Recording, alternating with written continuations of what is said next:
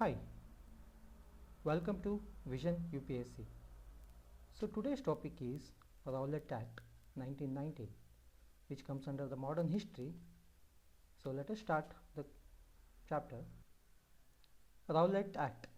The Rowlett Act was passed by the British government to increase their grip on power over the common people. This law was passed in March 1919 by the Imperial Legislative Council, which gave them the power to arrest any person without any trial. To abolish this act, Gandhiji and the other leaders called for an hartal. Hartal is a suspension of work to show Indians' objection to this rule, and it is called as Rowlett Satyagraha. April 2019 marks the 100th anniversary of the Rowlett Satyagraha. Rowlett Satyagraha was started by Mahatma Gandhi in 1919. Rowlett Satyagraha was in response to the British government enacting the anarchical and revolutionary crimes of the Act 1919, popularly known as Rowlett Act. Gandhiji called for the countrywide campaign against the Act. Rowlett Act was passed on the recommendation of the Sedition Committee chaired by Sir Sidney Rowlett. This act had been hurriedly passed in the Imperial Legislative Council despite the united opposition of the Indian members. This gave the government enormous power to repress political activities and allowed detention of the political prisoners without any trial for 2 years. The Black Bill associated with the Rowlett Act. Central Legislature introduced 2 bills that authorized police to search a place without a search warrant and arrest anyone without a disapprove of. And this bill came to be known as a Black Bill.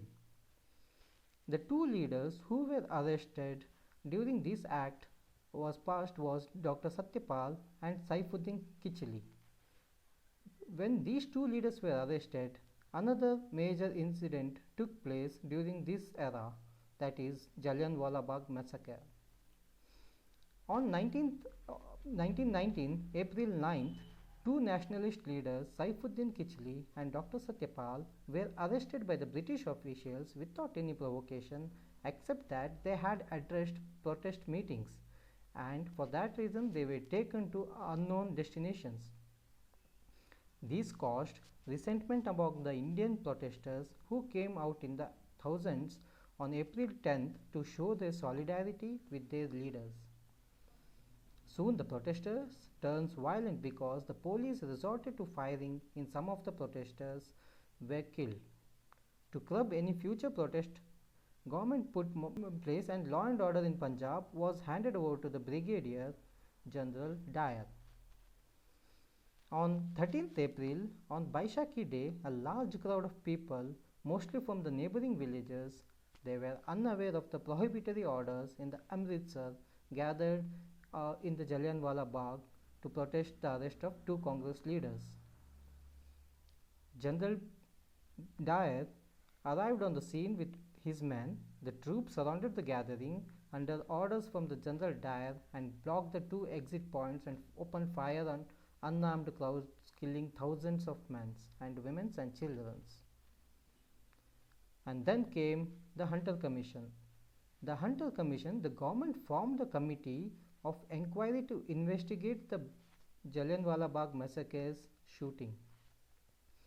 On October 14, 1919, the Government of India announced the formation of Disorder Inquiry Committee. The committee was commonly known as Hunter Commission, after the name of the chairman, Lord William Hunter. It also had Indian members.